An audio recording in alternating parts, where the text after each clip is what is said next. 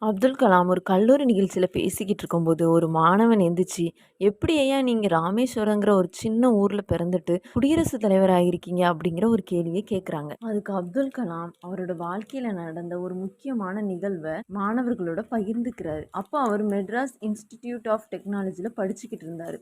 அந்த சமயத்துல சிறந்த மாணவருக்கான விருத லட்சுமணசாமி முதலியார் அப்படிங்கிறவரு புத்தகத்த அவருக்கு பரிசா குடுக்குறாரு. ராமேஸ்வரத்துல பெரும் புயல் இருந்ததுனால, அவரோட பெற்றோரோட நிலைமையை அறிய அவரு ஊருக்கு போறாரு. அந்த நேரத்துல அவரோட பயணத்திற்கு தேவையான பணம் அவர்கிட்ட இல்ல.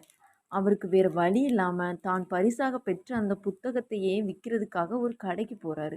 அந்த புத்தகத்தோட சிறப்பை அறிந்த அந்த கடைக்காரர் அவரோட சூழ்நிலையும் புரிந்து கொண்டு, அந்த புத்தகத்தையும் வாங்க மறுத்துவிட்டு, அதற்கு பதிலாக பணத்த கடனாவும் கொடுக்குறாரு.